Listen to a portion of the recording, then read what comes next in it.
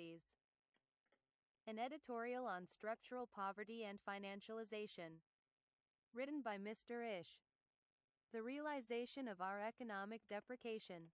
This article is a response to my observations of the Skid Row area in the city where I live, where countless numbers of people are living under bridges, in industrial parks, at abandoned bus stops, and along sidewalks. Sadly, this situation is unique to almost every city and even small town across America.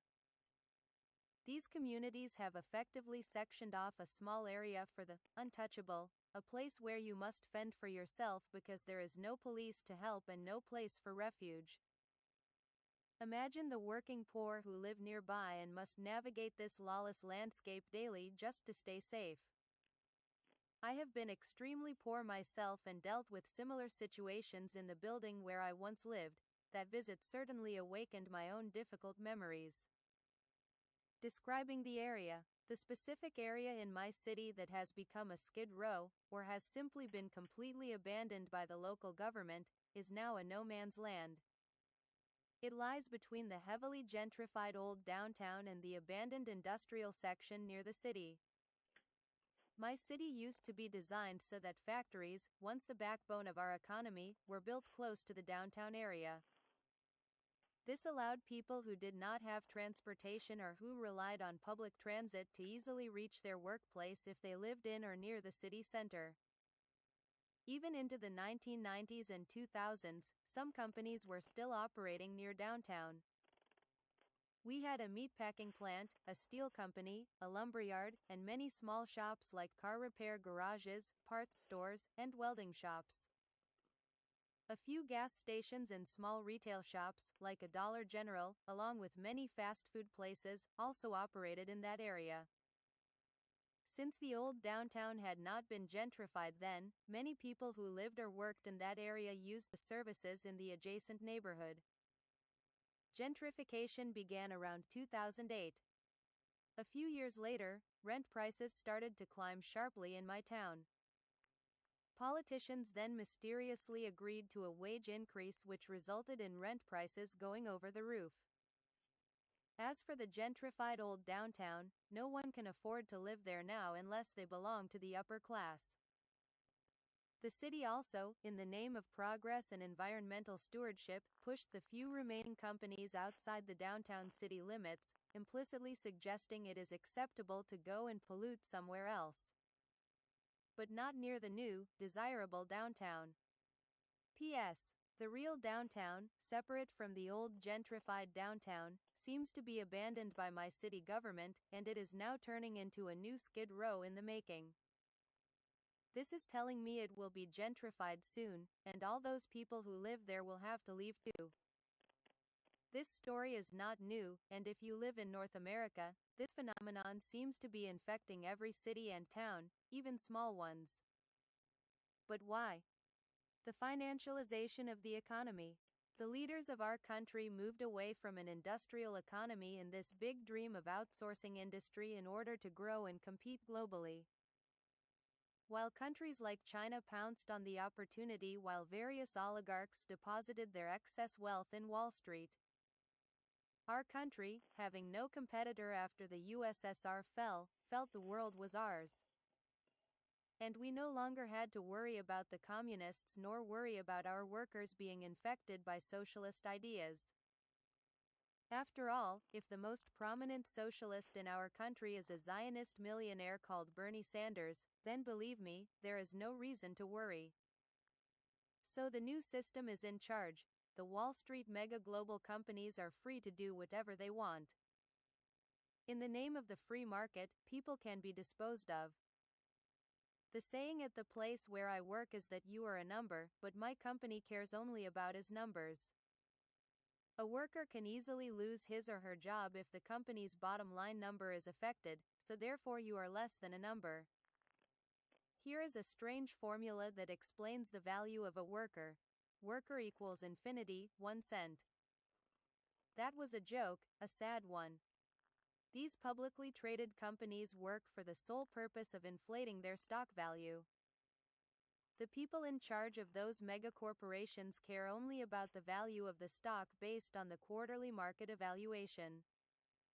If those companies fail, other large companies will take them over, and those in charge will often get a generous payout from the sale for making the takeover easy. Or perhaps the government will bail them out. There is no risk to those on top, only rewards. How does this financial world work? Some of the money that may come back to our countries is invested in government bonds and securities, which creates more incentive for government and individuals to take on loans. That money also goes into real estate, which demands the gentrification of many of our cities. More so, I speculate a new kind of real estate gentrification, the move to build only apartments intended for rental. Due to the fact that most people can't buy a home because of inflation and wage stagnation, and the rental market provides greater financial benefit to those megacorporations. A year ago, I decided to take a drive to the edge of the city where I live. The majority of buildings being constructed were large apartment complexes, and the few single homes being built were little mansions which cost upward of $1 million.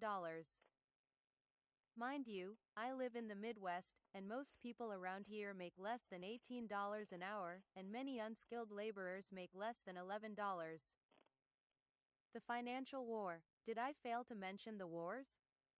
In the last 30 years, we have gotten involved in many conflicts, wars that we lost, wars that we borrowed against, and wars that did not achieve even a single victory. You might think this would make our leaders think and hesitate to get into more conflicts, but they don't and will not. Why? Because it is a financial war. If you are a company that makes weapons, it is a winnable deal. You can sell the government all these things, and the government can simply print money, drive inflation, or borrow and make you, the future taxpayer, deal with it. We fund these wars with debt, not treasure, delaying the economic effect of that spending. Meanwhile, our politicians get rewarded financially through campaign contributions, and more so through shady investment opportunities and lavish jobs for them and their families.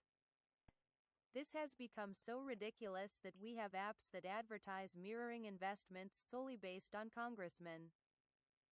I also want to mention the immoral sin of killing innocent people in those zones. If you think a government that does that will care about your life, then you are mistaken. What must be done? Before even attempting to answer this question, let me elaborate about this failed policy of robbing the poor and protecting the rich. It is a policy so corrupt that if you read it in a novel you would never believe it. A story will tell you the tale of a government so corrupt to the point where when a recession takes place due to mortgage fraud, no one is punished. Worse, those same thieves receive generous bonuses from the bailout the government borrowed from its poor people. These failed policies have left us, as a collective, almost bankrupt. Whether on the individual level, where most Americans are a few paychecks away from homelessness, or as a country, where we are $35.6 trillion in debt and counting. So what are the people in charge doing? Even more corporate welfare, and pushing for even bigger and more dangerous wars. What we should do is very simple: invest in our people. We should reach out to the world, a world that we have bullied and bombed for years, and make fair deals with them. China does this in Asia and Africa, where it makes a profit while building roads and industry. Imagine if all those failed states that we created throughout our wars were intact and were economic partners, engaging in energy and agriculture trade and industrial cooperation. That would be a win for everyone.